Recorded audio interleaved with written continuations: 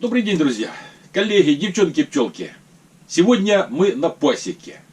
На улице холодно, где-то, наверное, -1. Здесь тепло и такая вот пчеловодческая аура, которая располагает на беседу с вами. Во-первых, хочу сказать, что я благодарен вашим откликам за предыдущее видео. Годовой цикл работ у нас на пасеке с пчелами. Поэтому вы меня как бы воодушевили на продолжение этого цикла. И следующий месяц у нас апрель. Апрель сложный месяц. Сложнее, наверное, даже чем март. Потому что в марте семьи начинают пробуждаться. В марте матка начинает все больше откладывать яйца. Но семьи еще, вот как они в зиму пошли, но там улочка пчел, может быть, посыпалась за зиму. А так еще семьи хорошие, с зимовалой пчелой. И вот наступает апрель. Начало апреля, у нас в регионе, это Донецкая область, восток Украины. Апрель, как правило, холодный еще. Я вот по записям вел раньше, сейчас уже разленился. Поэтому ночью -8, -10, днем -2. Еще бывает снег лежит в апреле. Или уже как бы подтаивает потихоньку. Потом резкие скачки температуры. И, кстати, в марте месяце может быть +25, а в апрель весь холодный месяц. Дожди, сыро, слякотно, периодически снежок срывается. Вот. Так что непростой месяц. А в чем же заключается? Погодные условия, конечно, очень влияют на развитие семей. Вы же понимаете, что в март месяц матка начинает сеять, пчелы начинают воспитывать расплод. И та перга, которая была в гнезде, они ее поедают. В природе еще пыльцы нету.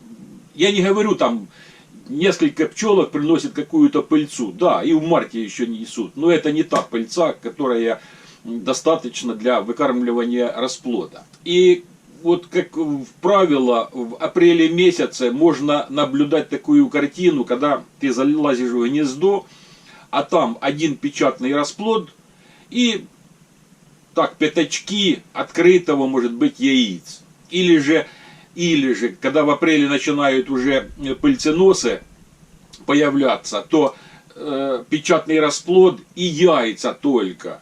Вот, то есть был перерыв в яйцекладке. И этим грешат, не знаю, по крайней мере в нашем регионе много пчеловодов. Мы теряем вот этот промежуток времени, когда был перерыв в яйцекладке. Значит, что нужно сделать? В марте месяце еще необходимо обеспечить пчел белковым кормом. Мы с вами уже говорили, что мы там проверили маток, наличие маток, значит, сократили, если есть возможность, гнезда. Если нет возможности, значит, ждем до апреля и обеспечить белковым кормом. Я, наверное, дабы не растягивать видео так вот сильно надолго, дам ссылки внизу под видео на те работы, которые, я в течение, вот сколько я занимаюсь тут этим блогерством, хотя я себя блогером не считаю. Просто пчеловод, который ведет вот как бы свою страничку в ютубе. Поэтому вот таким вот образом я общие вопросы как бы озвучу, которые нужно выполнять, которые мы выполняем на пасеке. Поэтому за белковый корм я рассказывал, как давать, как мы там даем, значит, и ссылку под видео в плейлистах дам. И в апреле, как правило, происходит замена зимовалой пчелы на нарождающуюся уже, на генерацию этого года, после зимы. Так вот, просадка получается семей.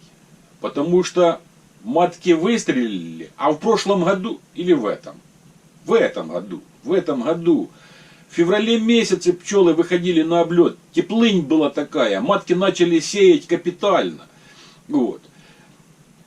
Февраль. Берем как март основу, да.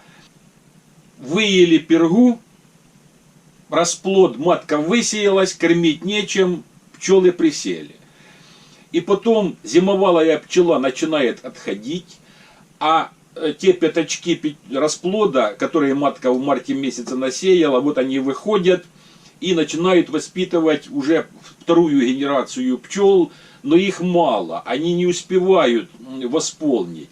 Там, где сильные семьи, как бы незаметно вот это все происходит, вот, а вот в средних и более слабых семьях очень заметна просадка вот этих вот пчелиных семей. Значит, в апреле месяце, в самом начале, в апреле, с самого начала как бы, нам нужно сберечь энергию пчел для того, чтобы они весь свой ресурс, который у них остался после зимовки, не тратили никуда, а воспитывали расплод. Поэтому, если мы в марте не успели, оно перекликаются такие работы, март-апрель, значит, тогда в апреле необходимо сжать гнезда, сжать, не просто там одну-две рамки выкинуть, значит, а оставить, чтобы я уже по осени показывал, какие должны рамки идти в зиму. Так вот и весной, чтобы пчелы полностью все рамки обсиживали, сжать, оставить вплоть до того, что там один только расплод оставить, но можно еще одну рамку кормовую возле расплода. Все. Тогда пчелам будет легко воспитывать расплод. Это раз. И сохранять свою энергию, не тратя ее на обогрев гнезда. Поэтому мы обязательно сокращаем, утепляем. Вот, и тогда идет развитие даже слабеньких семей на то, чтобы выкармливать хорошо расплод. Метод Блинова или кусочек с этого метода Блинова очень хороший метод. Значит, кто не смотрел видео, обязательно посмотрите. За пергу хочу сказать. Значит, вы понимаете, что вот бывает мода на что-то, да? И все подхватывают, все начинают, значит, увлекаться какой-то темой. И последователей очень много находится, которые подхватывают эту там идею, я образно говорю. Так же самое и с пергой. Я не помню, с какого-то года, 70-х годах или 80-х, значит, пошла мода, вот кто-то такую идею подал, что перга в гнезде не нужна.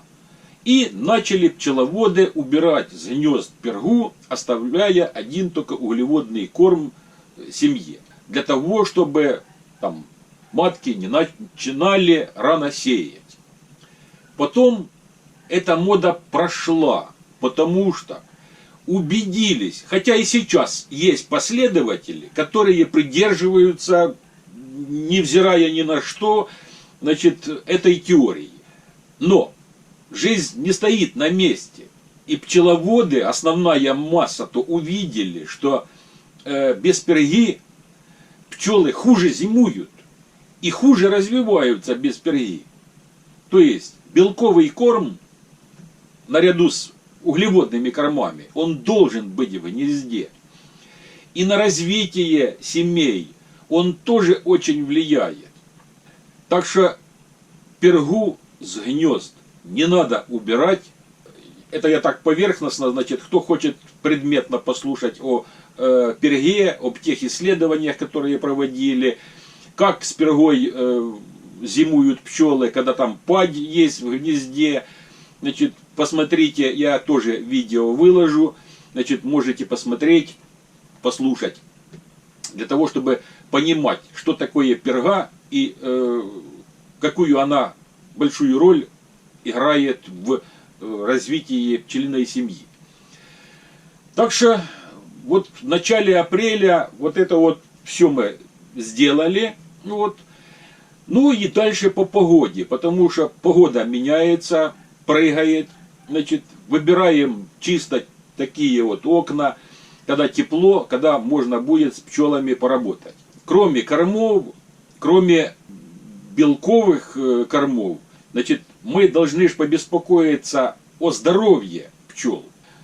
не побеспокоишься о здоровье пчел, значит, не будет меда у нас. Мы ставим, раньше мы только осенью бипином обрабатывали, ну, осенние как бы борьба с клещом, вот, весной не делали ничего.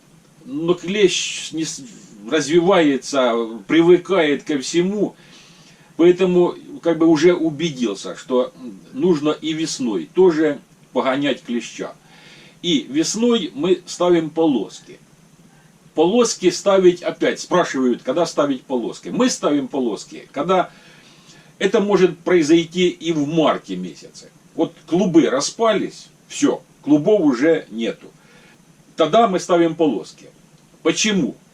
Потому что когда пчелы сидят в клубе, значит, они не мигрируют, ну холодно на улице, да, они не мигрируют с улочки на улочку. Там может быть, если клуб шапка сверху, да, они могут, конечно, перелазить с улочки на улочку, но это не та миграция, которая нам нужна. Нам нужна, чтобы пчелы мигрировали, ну, вот так вот, ходили, потому что они же в холодное время корку держат еще клуба снизу, да, то есть пчелы как бы нижней корки, они не перемещаются вот туда вот с улочки в улочку. И контакт с веществом от полосок, ну, не будет такой эффективный. А вот когда клубы распались, тогда мы ставим полоски. Это бывает в марте, больше всего в марте, но если март холодный и такое бывает, значит ставим мы в апреле месяце. Пчелы занимают 6-7 улочек, даже 7, не 7 улочек, 6 улочек, ну 5-6 улочек по 7 рамок. Значит, поэтому мы ставим по одной полоске. И в этом году весной мы обработали сублиматором, ну, щавелевой кислотой, с помощью сублиматора. Ну, нормально. Я хочу сказать, что нормально, потому что если раньше, ну как раньше, когда я весной это не обрабатывал, да, то в течение лета начал попадаться клещ чисто визуально в семьях. А если чисто визуально в семьях попадается клещ, то это уже плохо. Потому что там много клеща в семье. А вот сейчас я не вижу клеща. Это за клеща.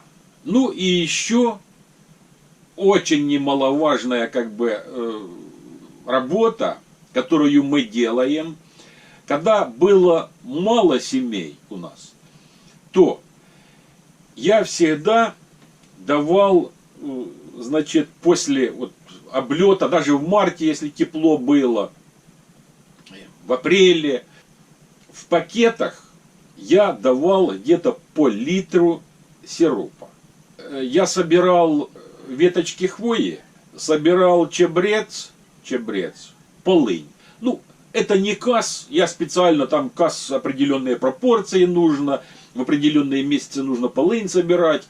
Ну вот, не, просто полынь, этот самый, хвою, и потом хвою на мясорубке прокручивал, мешал с сахаром, ставил в банку, ну, насыпал, наталкивал в банку, закрывал и в холодильник. И стояла оно там, и 2 года стояла она. Она не портится, ничего с ней не случается. А потом по весне я делал сироп и кидал туда вот это вот, полынь высушенная была с чабрецом, а хвоя вот это вот с сахаром перемешанная, значит, туда пару ложек, на 10 литров, по-моему, я так колотил. Вот, пару ложек туда, пучок полыни и давал пчелам весной. Для чего я это делал? Для того, чтобы после зимовки вот эта вот кислая такая подкормка, пчелы прочистили свой желудочно-кишечный тракт. Полезно. Но когда пчел стало много, значит, ну даже если по литре, ну много колотить сиропа, а погода нестабильная. Поэтому спасибо Малыхину Владимиру Егоровичу. Значит, он у себя на канале показал, что можно полынью проливать и по улочкам, просто проливать.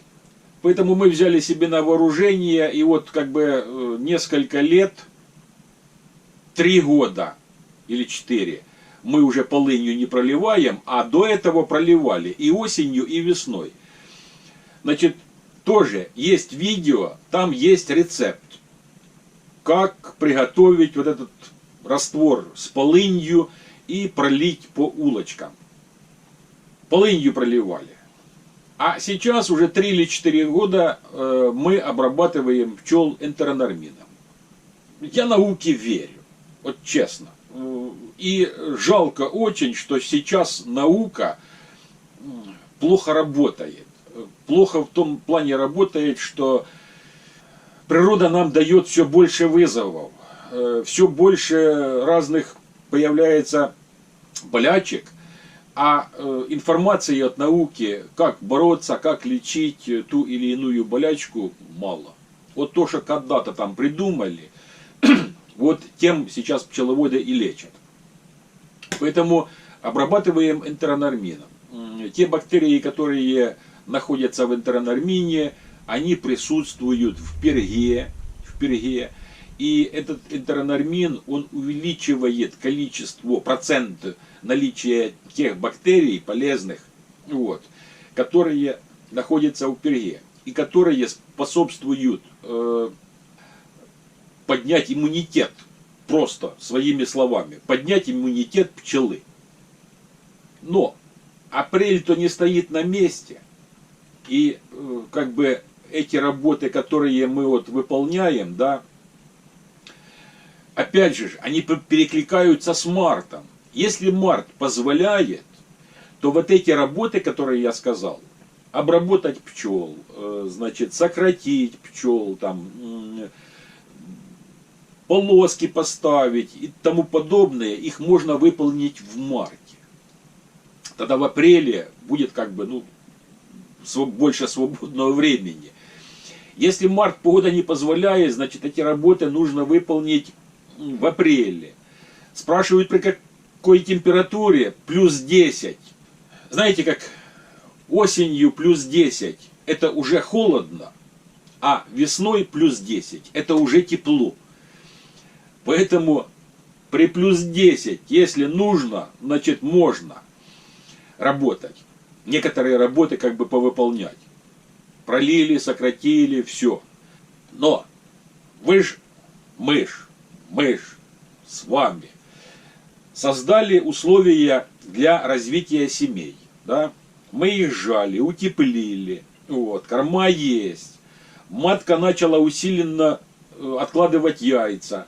Пчелы кормят, мед кушают. И чтобы не получилось так, как у меня в этом году получилось. Ну, честно, я думал, что как бы меда, потому что я рамки еще и за заставную поставил. Вот. Мы же как, сокращаем гнезда, а рамки выставляем за заставную. И потом, ну не помню через какое время, дней, наверное, недели через 2, может быть, я приехал на пасеку проконтролировать процесс, значит, как мои пчелы. А мои пчелы насеяли по 3-4 рамки расплода, вот, печатный, значит, больше времени прошло, да, вот. И матка прекратила яйцекладку, не все семьи, но такие, наверное, ну, 1/4 часть пасеки, наверное, да, там, где особенно сильно пережал. Они выели мед, значит, в этом гнезде и выели мед за заставными, в рамках, которые стояли. И все. Поэтому за кормами нужно следить. Открыли, посмотрели. Есть ли корма?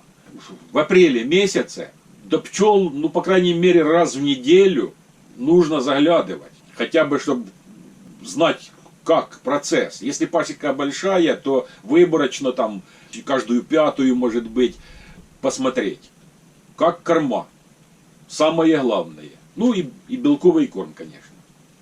Но тут же еще один подводный как бы камень. Мы еще в марте или может быть в начале там апреля, проверили на наличие маток. Посмотрели, все сеют матки.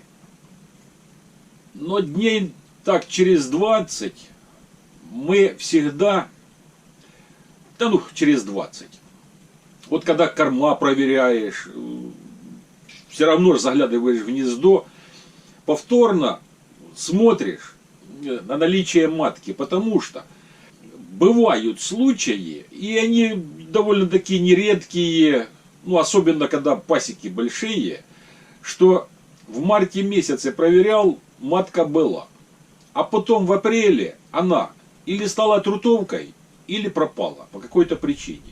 У нас в этом году, по-моему, мы проверяли на наличие маток, ну там несколько маток просто зимой пропали, вот, не было, семьи как бы сохранились, а матки не было. А по-моему одна или две матки стали трутовками. Поэтому вот тоже как бы в апреле месяце начинаются такие вот работы по соединению семей. Если там вышли плохие, и одна старая матка, там другая молодая, но они как бы по отдельности такие слабенькие, их можно старую убрать, объединить. Где трутовка, тоже отводок присоединить. Если пропала матка, тоже отводок присоединить, спасти. Бывают же тоже такие случаи, что семья вышла там жменька пчел. Вот тоже начинаем спасать эти жменьки. Хотя, в принципе-то, я как бы стараюсь, но вот для начинающих я снимал целый цикл видео, когда мы вытягивали вот эти вот жмени, там смотреть не на что было, и мы вытягивали эти семейки, значит, до полноценных семей. Они приносили нам мед. Вот, поэтому тоже вот эти в апреле месяце мы эти работы проводим. По объединению есть видео, тоже не буду останавливаться, значит, как объединять семьи. Но вот эти работы в апреле месяце, их нужно выполнять, и мы их выполняем. Ну, и в апреле месяце отстройка вощины. Очень немаловажный фактор – наличие свежей вощины у вас на пасеке. Можно избавиться от половины всевозможных болячек только лишь заменой рамок на свежеотстроенные. И мы в апреле месяце отстраиваем, ну, до 400, наверное, рамок мы отстраиваем.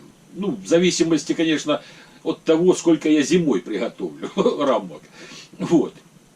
Но те рамки, которые я зимой, значит, подготавливаю, наващиваю, мы их практически все весной и используем. А потом еще приходится догонять, потому что на отводке надо вощину ставим. Как бы вот два этапа отстройки вощины. Первый этап – это весной на садках отстраиваем вощину. И второй этап отстройки вощины – это отводки. Отводки, ну, я вам скажу, что строят, это я говорю за гнездовые рамки на 300. У нас отводки тоже по 6-7 рамок отстраивают вощины. Поэтому, ну, как бы, обновление идет хорошо на пасеке. Можно начинать ставить вощину даже на абрикосе. Когда вот абрикос начинает цвести, а он начинает цвести у нас, ну, где-то 13 апреля плюс-минус. Тут от погоды еще зависит.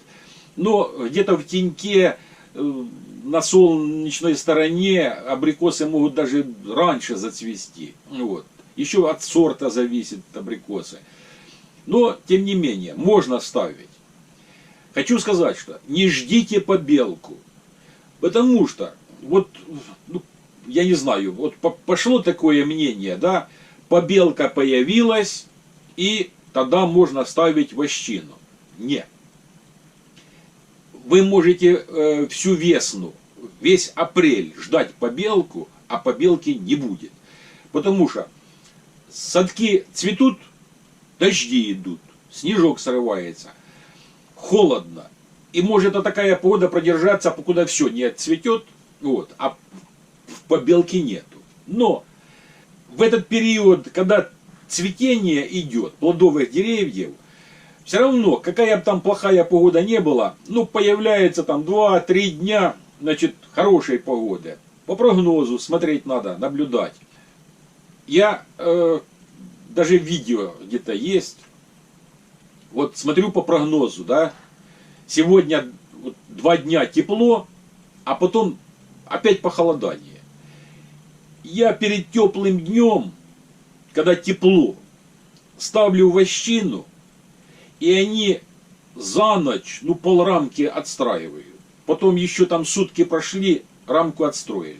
Единственное, конечно, что когда приноса нету, ну, пчелы как бы холодно, да, то пчелы могут отстраивать вощину, она такая будет не белоснежная или там желтая, да, а такая коричневатая. Потому что они сгрызают лишний воск со старых рамок, да, и начинают отстраивать, у них плохое восковыделение. Но тем не менее они строят. А когда солнышко выскочило, вишня цветет, то, или там слива, груша, без разницы, то аж бегом. Бывают такие вот время как бы за ночь. Ну, не за ночь. Вечером поставил, следующий вечером приезжаешь, значит, а рамка уже отстроенная. Поэтому ловите момент, как мы ловим и отстраиваем вощину. Очень нужный, очень полезный как бы метод, и его нужно использовать именно в апреле месяце. Отстроить как можно больше вощины. Очень много вопросов задаю, что делать. Перешел на магазины, а нету рамок на 145. Опять же, не буду останавливаться, есть видео, что нужно делать, чтобы у вас были рамки на 145. И опять же, апрель. Именно в апреле вы можете какой-то запас создать рамок на 145. Хотя бы хоть по 4 рамки на семью элементарно. Так что вощина в апреле месяце. И мы ее отстраиваем, я же говорю, что очень много. Но отстраиваем мы вощину без расширения гнезд. Вот сократил я гнездо. Единственный момент, что если я, допустим, там в гнезде оставил 4 рамки, то я, конечно, в такие семьи могу добавить там 1-2 рамки еще дополнительных. Потому что, ну, опять же, индивидуально. Чисто смотрим, как пчела может наращиваться. Вот, и видно, что ну, пчелы уже вот так вот выливаются за гнезда, да, вот, тогда можно добавить. Почему? Потому что считаем, в рамке на 300 где-то 7500 ячеек. Если матка в апреле сеет по 2000 в сутки, то эту рамку она засеет, ну, грубо говоря, за 4-4,5 дня. Так же, да? Значит, одну рамку. Если у вас стоит в гнезде 5 рамок, то 4 рамки она засеет за 16-20 дней. И опять же, это же от матки зависит. Одна матка может быть даже быстрее засеет, другая матка может медленнее засеять. Поэтому там матка хорошая, где она быстрее засевает, вот там можно как бы рамочку подставить еще. А все остальные, а тем более, что если у нас по 6-7 рамок стоит, ну мы сократили, допустим, да, из 7 оставили 6 или 5, то там вот так вот хватит на 20 дней, значит, место для засева маткой. И опять же, через 21 день пчела начнет нарождаться, то есть матка засевает последнюю рамку, а вот там на первой пчела начала нарождаться. И матка переходит на вот ту рамку, начинает там яйцекладку. То есть матке места хватит вот так. Но гнездо компактное, пчелам легко обогревать, матке легко переходить с рамки, ей не нужно по гнезду, по всему шастать, значит, искать пустые ячейки. И она поочередно сеет. А где-то, наверное, в 20-х числах апреля от погоды, от, опять же, от развития семей, ну, может быть, 25 там, апреля, мы начинаем расширять. Но расширяем мы, вот почему я как бы держу семьи зажатыми, да, я их сразу расширяю.